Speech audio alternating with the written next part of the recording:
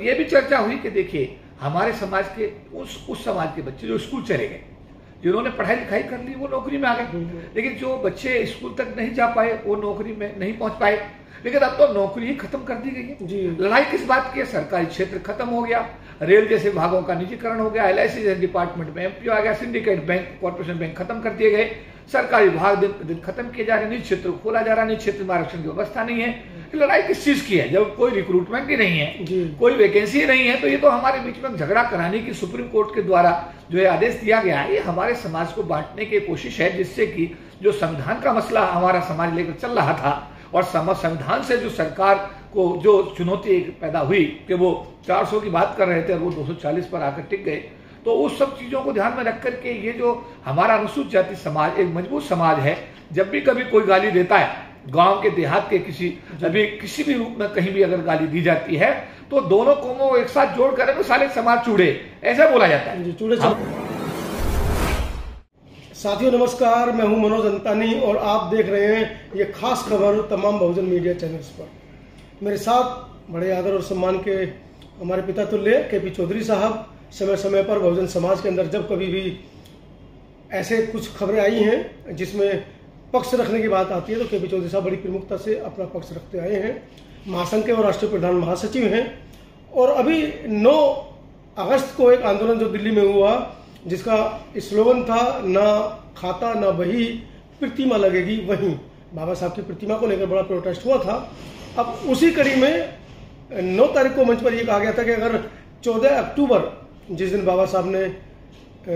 बौद्ध धर्म ग्रहण किया था, बहुत बड़ा कार्यक्रम पूरे देश के अंदर होता है, देश ही नहीं देश के बाहर भी जहाँ जहाँ अम्बेडकरवादी लोग रहते हैं उस कार्यक्रम को बड़े श्रद्धा के साथ वो मनाते हैं।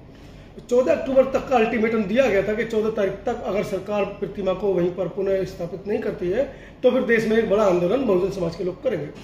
उसी को लेकर चर्चा होनी है। चौधरी साहब स्वागत है आपका। पहले तो जी धन्यवाद। जय भीम होता है। चौधरी साहब, 14 अक्टूबर का क्या प्रोग्राम किस तरीके रहेगा? क्योंकि 9 तारीख को जो जलवा दिखाई दिया है, खासकर महासंघ की टीम, LIC भारतीय बीमा निगम की जो टीम है और दूसरे जो सामाजिक संगठन थे, उन्होंने उसके अंदर पार्टिसिपेट किया। एक बहुत बड़ा प्रदर्शन आप लोगों ने किया और एक बड़ा मैसेज देने में कामयाब है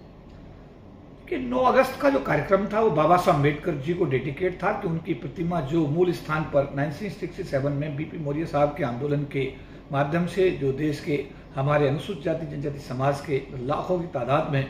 जो लोग उस दौरान जेल गए, माताओं बहनों ने भी जेल के अंदर अपने बच्चों को जन्म दिया, आंदोलन कई वर्षों तक चला और उसके बाद 1967 के अंदर बाबा साहब अम्बेडकर के स्टेचू को स्वर्गीय BP मौर्य साहब के नेतृत्व में हमारा समाज लोकसभा यानी कि संसद भवन के परिसर में लगवाने में कामयाब रहा।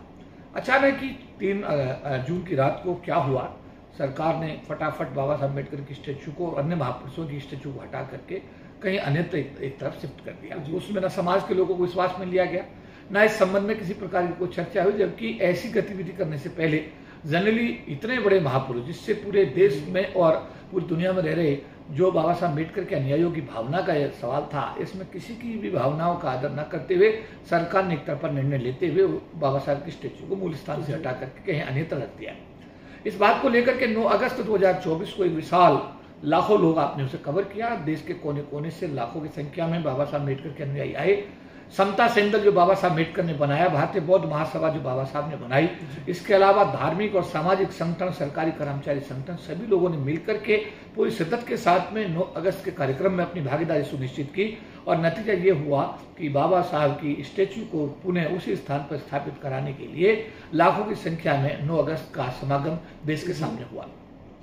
परिणाम हुआ कि 9 अगस्त की रात को ही भारत की सरकार को आनंद फानंद में कैबिनेट की बैठक बुलानी पड़ी और बुला करके उन्होंने कहा कि सुप्रीम कोर्ट ने 1 अगस्त 2024 को निर्णय दिया है जिसमें क्रीमी लेयर कंसेप्ट और ABCD कैटेगराइजेशन की बात कही है, तो उसको उन्होंने क्रीमी लेयर कंसेप्ट को वापस लेने का उन्होंने फैसला किया। प्रतिमा पर तो कोई चर्चा नहीं, लेकिन प्रतिमा के बारे में राष्ट्रीय अनुसूचित जाति आयोग के चेयरमैन किशोर मकवाना जी ने हमारे संगठन के प्रतिनिधियों को बुलाकर कहा कि हम एक दौरा अभी संसद भवन का एक समिति जो हमारी डॉक्टर अम्बेडकर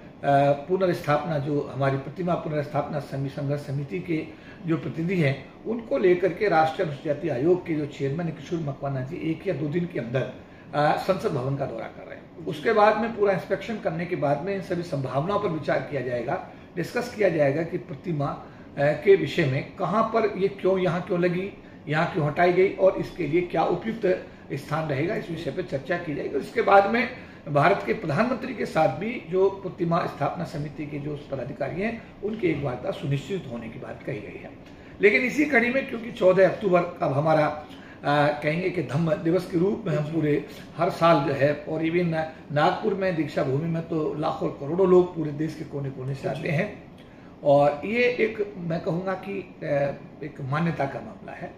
एक भावना का मामला है, एक बाबा साहब अम्बेडकर के अनुयायी जो हैं उनका मैं कहूँगा कि वो जो उनका जो बाबा साहब के प्रति सम्मान है, सम्मान का मामला है, पहचान का मामला है। और इसमें बार बार एक बात और कही जा रही है कि एक प्रतिमा को एक स्थान से अगर हटा के दूसरे जगह स्थापित कर दिया जाएगा, इसमें क्या बुराई है जी। हमें बीजेपी के बहुत सारे जो मंत्री हैं, सांसद हैं, पदाधिकारी हैं, उनके साथ भी वार्ता हुई है, तो उन्होंने भी कहा कि अगर घर में अगर रेनोवेशन का काम हो जाए, रेनोवेशन में अगर मंदिर एक कोने में रखा हुआ है तो उसको दूसरे कोने में शिफ्ट कर दिया तो उसमें क्या बुराई है। तो हमने उसका जवाब ये दिया अगर ऐसी इसमें कोई बुराई नहीं है तो जहां बाबरी मस्जिद थी वहां राम मंदिर बनाने की जिद क्यों की हमारे जो भी है, मैं कहूँगा कि जो भी भगवान राम के फॉलोवर्स हैं, जो कि करोड़ों की संख्या भारत में रहते हैं, उनकी जिद थी। उन्होंने मस्जिद को तोड़ करके फिर वहीं पर राम मंदिर बनाया। तो ये बाबा साहब की स्टैचू का मामला भी आस्था का विषय है, आस्था से जुड़ा हुआ विषय है, इसीलिए ये स्टैचू वहीं पर लगाई जानी चाहिए जहां पर लगी हुई थी। इस विषय में 8 जो अभी सितंबर है, 8 सितंबर को दोपहर को 2 बजे अंबेडकर भवन, रानी झांसी रोड पर डॉक्टर अंबेडकर प्रतिमा पुनर्स्थापना संघर्ष समिति के तत्वाधान में एक बड़ी बैठक, जिसमें समाज के सभी वर्गों के साथियों को, सभी प्रबुद्ध साथियों को, उसमें आम को, खास को, सभी संगठनों के पदाधिकारियों को, सदस्यों को उसमें आमंत्रित किया गया है। बड़ी बैठक एक 8 सितंबर 2024 को अंबेडकर भवन, रानी झांसी रोड में आयोजित की जा रही है। और इसका उद्देश्य 14 अक्टूबर 2024 को जो आयोजित आंदोलन होगा, जो अंबेडकर भवन नई दिल्ली पर, उसका बड़ा रूप होगा, जिसमें लाखों की संख्या में लोग पूरे देश के कोने कोने से आएंगे और उस दिन फिर आगे की रणनीति तय की जाएगी। तो इस विषय पर मैं सभी साथियों को आह्वान करता हूं कि आप बाबा साहब अम्बेडकर की जो प्रतिमा के लिए स्थापना के लिए जो 9 अगस्त को आप दिल्ली आए, आप सबका, मैं भी एक कार्यकर्ता होने के नाते, आपका साथी सहयोगी होने के नाते, आपका भाई होने के नाते आप सभी का आभार और धन्यवाद व्यक्त करता हूं। और आप सबको आह्वान करता हूं कि मैं भी 8 सितंबर को अंबेडकर भवन में एक कार्यकर्ता के रूप में पहुंच रहा हूं, और आप सब लोगों को भी मैं आह्वान करता हूं कि आप सब लोग दोपहर को 2 बजे 8 सितंबर को अंबेडकर भवन, रानी झांसी रोड पर आप वहां पर पहुंचे, और वहां पर जो भी निर्णय लिए जाते हैं 14 अक्टूबर 2024 के आंदोलन के विषय में, आप उसके प्रत्यक्षदर्शी भी बने, भागीदार भी बने, और उस निर्णय में आपकी भी सक्रिय भागीदारी होगी। तो मैं आप सबको आमंत्रित कर रहा हूं कि आप 8 सितंबर 2024 को दोपहर 2 बजे अंबेडकर भवन अवश्य पहुंचे। तो साहब, आपको नहीं लगता कि हमारे बहुजन समाज के बुद्धिजीवी वर्ग जो है बाबा साहब की प्रतिमा को पुनर्स्थापना में लगे हैं? इधर देश के अंदर एक नई चुनौती आ गई है, SC/ST में वर्गीकरण, कोटे में कोटा को लेकर जिस तरीके से वाल्मीकि समाज और चमार समाज को आमने सामने खड़ा कर दिया गया है, और उनकी जो खाई है वो पड़ती नजर नहीं आ रही है, लगातार छींटाकशी दोनों तरफ चल रही है। देखिए, आपने देखा होगा कि हमारे यहीं कनॉट प्लेस ऑफिस में 20 तारीख हमने यहाँ पर 20 तारीख को एक सभा, सभी लोग आए, बैठे, बातचीत हुई, दोनों पक्ष थे, वाल्मीकि समाज के हमारे सम्मानित साथी थे और हमारे दूसरे समाज के भी सम्मानित साथी थे। सभी लोगों ने मिल करके बातचीत की और एक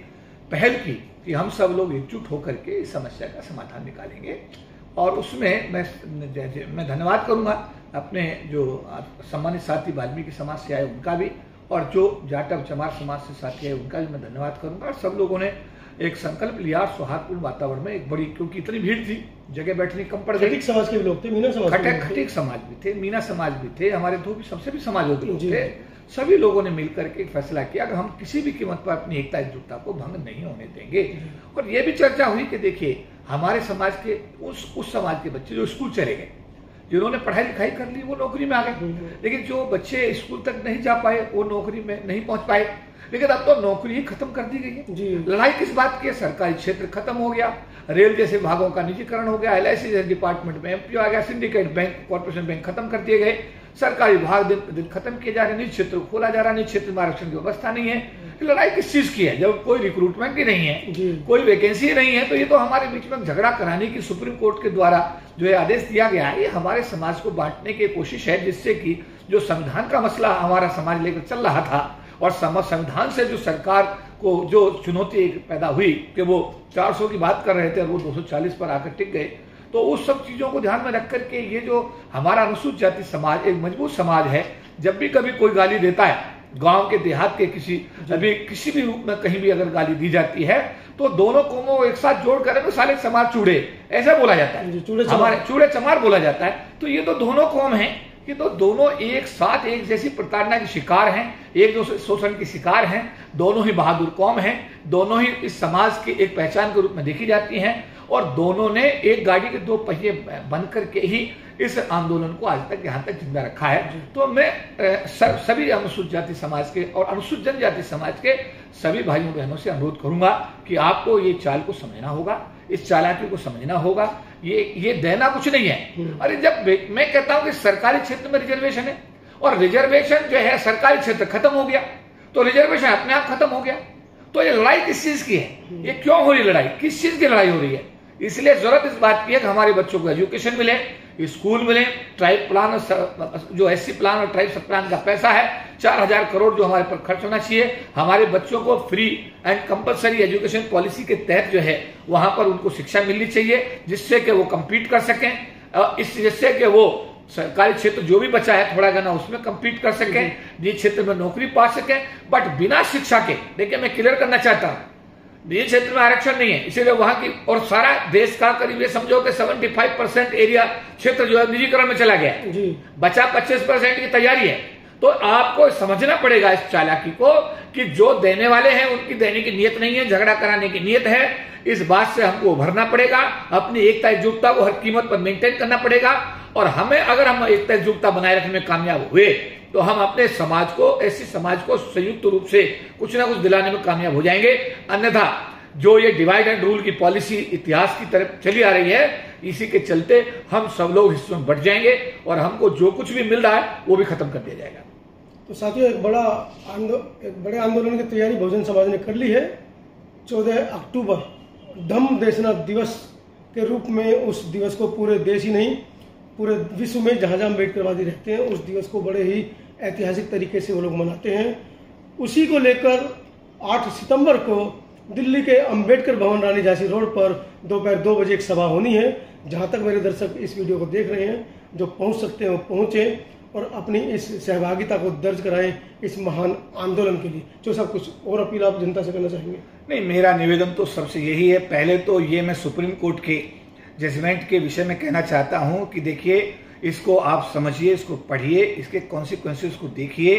और देखने के बाद में अगर इस निर्णय से हमारे समाज को कुछ मिल ही नहीं रहा है, सरकारी क्षेत्र पूरी तरह खत्म होने के कगार पर है, निजी क्षेत्र में सरकार कानून बना नहीं रही है, तो ये लड़ाई हमारे बीच में किसी कीमत पर नहीं होनी चाहिए। मैं दोनों समाजों से, सभी समाजों से अपील करूंगा कि हर कीमत पर अपनी एकता एकजुटता को हम सबको मेंटेन करके रखना है। बाबा साहब अम्बेडकर की स्टेचू के बारे में जैसा अभी अमतानी साहब ने बताया